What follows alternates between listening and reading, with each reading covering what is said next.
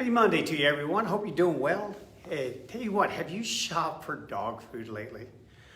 I'm telling you, I got a bunch of notes right here. I've taken a whole bunch of notes. I've done a whole bunch of research because even I'm just going to be honest with you. Let me go ahead and just put this right on record. It's probably the area I know the least about. Yeah, I've been feeding dogs for years and years, but man, I tell you what, you either go online or you go into a pet store and you just want to pull your hair out. It's so much. It's information overload. You don't even know what to feed your dog. And on top of that, it's expensive. So you definitely don't want to make a mistake. You want to make sure you give your dog good food and provide for its nutrition. But man, it can be a really, really difficult thing, ordeal, or task to try and get that thing done. I've even owned a pet store. Yeah, Karen and I owned a pet store for a few years. I mean, we had all sorts of food in there. I still didn't learn that much from it because there's so much. I would have to equate it to being almost like being an accountant. And every single year you got all those new tax laws coming in. I just don't know how anyone does it. But anyway, so for the next couple of days, I'm going to spend a little bit of time on canine nutrition. And most of the stuff that I'm going to be giving to you, some of that I do know from experience, and I'll be sharing those with you.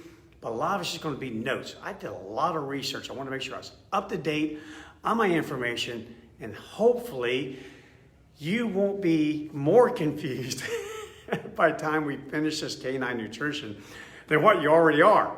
Because no doubt that most of us are just trying to figure out what do we want to feed and how much do we want to feed it. Is it okay to give my dog some table scraps and share a French fry if I go through the drive-through window? Which I hope that's okay. At least Captain does because he loves those. So let's just work our way through it, okay? Okay, so right off the bat, just getting started with it. One thing I think we need to just clarify in a real hurry. Dogs are carnivores. Yeah, so when you kind of classify what kind of material or what kind of food does an animal eat primarily, herbivores eat plant material, carnivores eat meat, mostly meat. They can have plant material. In fact, when wolves kill large animals, elk, bison, caribou, they will often go for what's called the offal area. They'll go to that fermentation plant, a little area that is breaking down plant material, a big herbivore ungulate, and they're going to eat that first. Kind of like, I equate to almost like eating a salad with your big old steak that you're going to have. But they're still classified as carnivores, not omnivores. Omnivores are kind of like us humans. We eat a lot of plant material, and you can also eat meat, or you can just go without meat entirely and just be a vegetarian, vegan, and so on and so forth. Okay, so I just want to kind of point that out first of all, and again, that's not my opinion. I did some research on it, and there's a nice little study that was done by Dr. Patty Cooley and also Dr. Wouter Hendricks of Utrecht University in the School of Netherlands. And he says dogs have a lot of flexibility in metabolic pathways to help make up for a feast or famine lifestyle and a wide range of possible prey. So in other words, their makeup is kind of like that of a wolf still able to do the same thing. So why stray dogs who may have been given 3 squares a day, 2 squares a day, suddenly someone doesn't want them to kick them to the curb and now they're running loose out there for a couple of years. It's why they're able to go long stretches without food, incredibly long stretches, up to even a few weeks and not have any food. He says the results of these findings is that the dog is undeniably a true carnivore. The dog just happens to have an adaptive metabolism as a result of living with humans for millennia. That's why the dog is perfectly capable of eating a grain-based diet, as most commercially fed dogs do. Again, we'll get into that, grain or no grain, because that was the fad about a couple of years ago. I think if I met 3 people in a day, 2 asked me, Bryan, what do you think about feeding dogs grain? Good, bad, indifferent? What do you think? So we'll get on to that. But here's another interesting point that he went on to say. In the case of dogs, we found a few genes that reflect this adaptation to change their diet and adjust to a diet that a lot of humans have. So too have we found genes that indicate a neurological adaptation to cohabituation with humans. But just a few genes difference is regarded as an adaptive shift to a condition. These alone can't possibly alter the entire digestive and behavioral evolution of a species. Yeah, so even their diet, just like, again, I point out all the time, our dogs still have some wolf in them. Those traces, those behaviors are still there. Still there. Why do you think they lift their darn legs? Why do you think they eat poop? All this sort of things. It's still in there. But so is their digestive system. It's a fast system. It's made to get a lot of food in, quickly turn that into energy so I can go hunt again, whether your dog's going to hunt or not.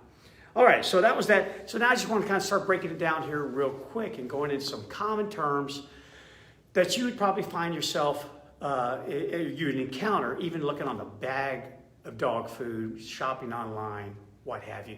And these are terms that are probably common to you, probably gotten back in your health class, back in 4th grade. But let's just kind of review them real quick. So right off the bat, what's a nutrient? What is a nutrient? Nutrients are components in the diet that have specific functions for growth and tissue maintenance and just general health. So they're components in the diet that have a specific function. Then you have essential nutrients. Essential nutrients. What are those? Well, those cannot be produced by the body at a rate that is adequate to meet the body's needs, and therefore must be supplied. So essential nutrients, a lot of them have to be supplied. What are non-essential nutrients? Those are nutrients that can be synthesized by the body or provided by a diet. So they're kind of like an either-or type nutrient. But kind of know this, because as we go through our canine nutrition, we'll be definitely talking about every one of these. There are 6 major categories of nutrients. 6 major. Number 1, take a guess. Water. Back in survival days. Okay? You can live for 3 minutes without air. You can live for 3 days without water. You can live for 3 weeks without food. So water is your number 1 ingredient. You got to have that. It's the number 1 nutrient, water. Then there's carbohydrates. Yeah, even though you're a meat eater, you still need to have those carbohydrates for your body to function properly. Then there's protein. Yeah, baby, protein. Then there's fats. Hey, thank God. You're allowed to have some fats. Then there's minerals and there's vitamins. All right, so just kind of, that's health class 101, 4th grade level. We're done with it. Let's move on. Okay, so now that being said, I already said dogs are carnivores. Put that in your head, because even if you're a vegetarian, your dog should not be a vegetarian. It does need to have meat. Meat. Okay, daily energy requirements for a dog. Here's the things that they have to have. First of all, they have to have enough nutrients, enough food and energy coming in to work and make sure that their resting metabolic rate functions. And that is the thing that allows you to achieve homeostasis. That's the regulation of everything in you. Your heart rate, chemicals in your body, temperature in your body, everything. Anytime you're stressed, you start getting cold, you shiver, that's you moving out of homeostasis. You're hot, you start sweating, that's you moving out of homeostasis. Your stress response is mobilized. Oh man, you done moved. You have moved all the way out of homeostasis. A lot of things like that. So just to kind of achieve that little center point, everything's good. We got nirvana happening in the body. Let's call your resting metabolic rate. So you got to have energy for that. That just doesn't happen on its own. It's just not like there in the air, you just breathe it in and it just happens. You got to have energy for that. Then you have to have what's called a meal-induced thermogenesis. Meal-induced thermogenesis, and that is the energy cost of digesting that food that you want to eat. That's what that is, absorbing it and then utilizing the nutrients. So again, you eat something, well, it's going to take energy to change that. So that little cheeseburger that you just ate, something called meal-induced thermogenesis is going to start breaking that stuff down. So it doesn't work for free. Nothing works for free. It's got to have energy. It needs a payoff, man. You got to pay the man. Got to pay that good old thermogenesis. So know that your body has to have that. So does your dog. Voluntary muscular activity. Well, again, I've always been one of these people that kind of adjust my own food intake and adjust my animal's food intake based upon the activity level. Again, this is voluntary muscular activity. This is you going for a walk, going for a run, chasing the ball, playing tug of war with Bryan, something like that. If you burn a lot of those daily, think of you working out. If you decide you're going to start working out and you're doing a whole bunch of push-ups, you're going for runs, whatever. If you do a lot of that, then your body's going to say, hey, Really appreciate the fact that you're working out. Man, that's good for you, man. But can you do me a favor? Can you eat a little bit more? Yeah, man, kind of getting a little low on the energy there. Also, you feel like you got the drags about 2 o'clock in the afternoon. You're dragging, you kind of get up off that sofa a little slower than you used to. Yeah, your body burns calories. You burn. You just go to sleep and you're burning calories. Yeah, that old heart's still beating in you. Again, it doesn't work for free either. It's got to have energy. Energy. So think about that. Most dogs burn about 30% of their energy through that voluntary muscular activity. That's just your average dog. Again, couch potato or your track star. But that track star is going to definitely burn more than the couch potato. So again, that's common sense. So make sure you use that. And then maintaining body heat. Yeah, come wintertime, you need a little bit more to maintain that body heat. Hence why a lot of people actually eat more during the wintertime. You do, even though you probably do less. A lot of people can't stand the cold and they won't get out in the cold and they just kind of hunker down inside the house. But nevertheless, your body, man, it's thinking primitive man days. And it still kind of reacts the same, just like our dog thinks wolf days. And it acts the same way. So during the wintertime, to maintain that body heat, you're going to burn more calories. Man, you're also going to burn a lot more water too. And again, whenever I would go out into the wild to do research studies, what have you, the time of year really did dictate what I carried in my backpack for nutrients, for energy. Yeah, and make sure that maintaining body heat. And know this, a dog will extract, no matter what you're feeding them, it will extract from that very food what it needs for energy first. Yeah, unlike a human. Human's a little bit different. They want that energy and they will extract that first. Forget about storing all this stuff. I'm going to take what I need for energy first. Again, think about it. There's no guaranteed meal. Not a single guaranteed meal. So now, what do I have to do to get more food?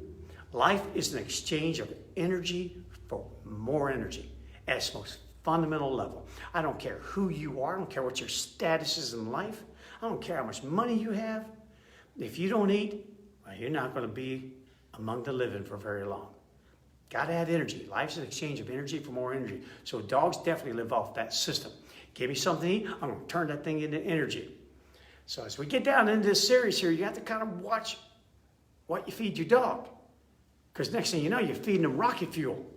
Yeah, they took everything out of there and all of a sudden I got the zoomies. And you're thinking, I'm working from home. You can't be having the darn zoomies. Yeah, well, you just gave me the ability to have the zoomies. So, we'll cover that. All right, so moving right along here, we got all that stuff on the board up here, covered all this other stuff here. Your dog's daily energy requirements is whatever is necessary for all those things that I talked about. We covered that. And then also wrote some other notes here. Dogs need, when it comes to water, they need water, they need their carbs, their protein, fats, minerals. We covered that. Did you know that dogs need about 1 ounce of water per pound? So think about that. Typically, to maintain good health, a dog would need 1 ounce per pound. So you got a 50-pound dog needs about 50 ounces of water. So I tried, by the way, this little thing where you're supposed to drink a gallon of water a day, and I was toting around this big old gallon jug. No, that wasn't working for me.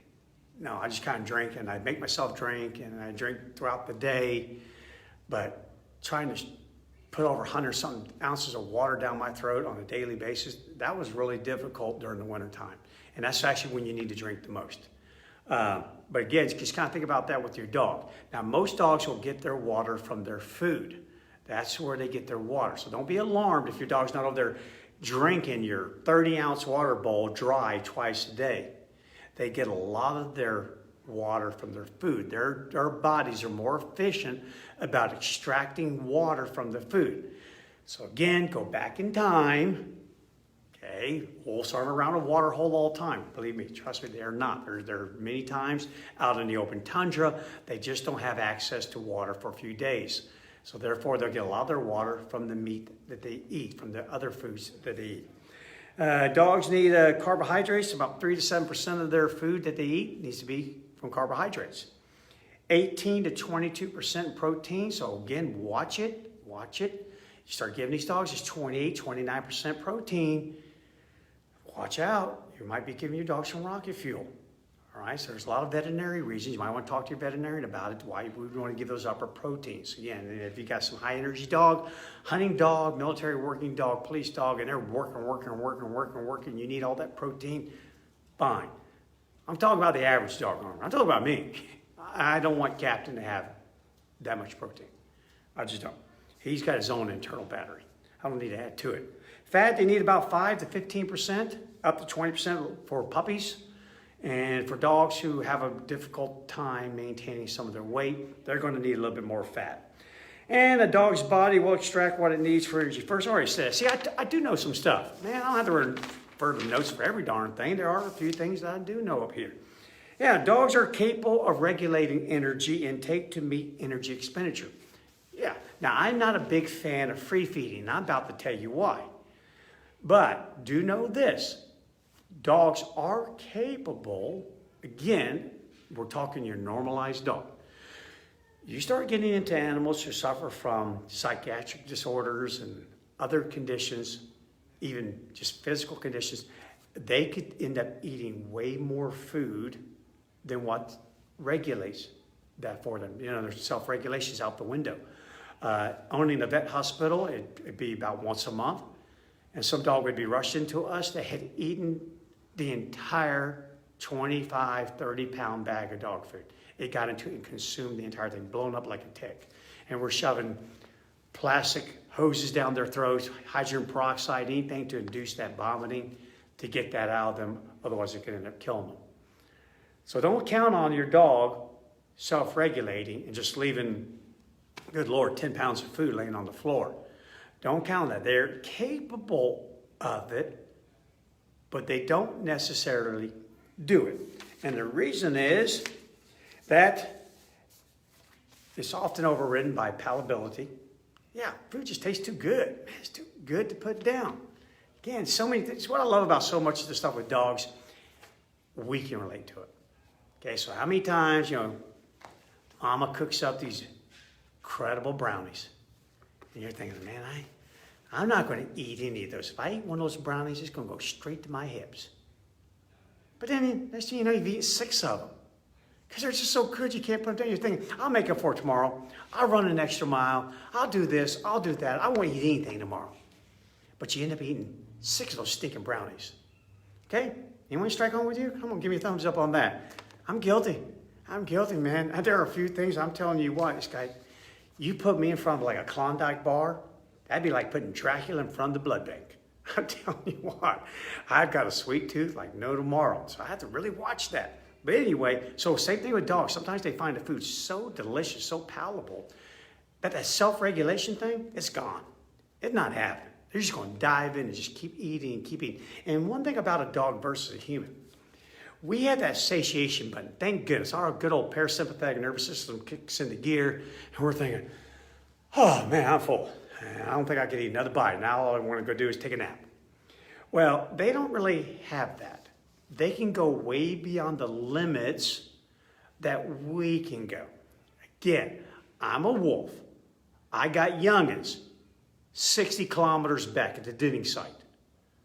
I will consume about 30 pounds of meat, and my body will be a vessel. And I will carry this meat back, because I don't have grocery sacks or a backpack to throw it in, so I carry it in my gut. I go back. I regurgitate about 10 pounds for my 6 cups I have back there. Then I'm going to go around the denning area. I'm going to dig these shallow holes. I'm going to barf up another 5 or 10 pounds and bury it. And then go to another one. Keep doing that until it's all out. Hence, you ever see the cartoon, the dog burying the bone? That's what they're really referring to in a comical way, is that ability. And again, a lot of our dogs still have that same ability to use their body as a vessel. But unlike a wolf, they're not going around regurgitating for anyone. And they're not puking it into a hole in the ground. It's staying in them. It wasn't designed for that, only for temporary amount of time. After that, you start running to gastrointestinal volvus. You got a stomach that's going to just twist. And if that happens, whether it be a partial twist or a full twist, I'm telling you what, Either your dog will die quickly or its quality of life will die. It's just bad. So you don't want to go down that. And also, a lot of the food that's out there is caloric dense. They just lead to overconsumption, then they lead to very obese dogs. And obesity among dogs is a really tragic thing because just from a skeletal standpoint, they weren't designed to hold extra weight like we are. We can do so because we stand upright, where our weight is supported by our pelvic bone. That's the center of our power. A lot of weight right here, hence why you can see, you know, what's called the old muffin top, whatever. You can be really big up here and I have tiny little bird legs. Your body can support it better because you're a vertical creature. Now you turn horizontal and you think about it, you got the front legs, you got those rear legs, and then there's a spine. So think about like a drawbridge. And just keep putting a lot of weight on that drawbridge. And now see what happens to those two main structures, the forelegs, the rear legs, and we go. Big stomach. Not to mention all these other things like where you have a problem with your thyroids, hypothyroid issues, and it's just bad to have dogs. But a lot of the foods that are out there are very dense calorically. We have to be careful of that. So it's always just better to kind of regulate their portions. And also one other thing, dogs are not capable of regulating their nutrient requirements. If the food is deficient, they will not seek it out. Kind of weird. They won't go seeking it out. They'll just keep eating. So you can feed a dog that has something that has no carbs, has no fat, no minerals, and they'll just keep eating it. They won't go and seek out something to replace that. We will. In a lot of ways, we will. We find our bodies just keep talking to us. We're going, you know, I try to go a whole week without eating any red meat, but man, I just feel like I need some red meat. Or I just really feel like I need that ice cream. I feel like, yeah, some of it's mental, but sometimes it is your body talking to you saying, you kind of need to eat a little bit of fats here, dude. You need to walk straight over there to the donut shop and eat that. We can feel it more. We're a little bit more aware of it. But again, you're talking about an animal who evolved from an animal that the grocery store pretty much was consistent. It changed seasons, it changed the diet through migratory animals. But for the most part, the menu really just didn't change that often. It just didn't.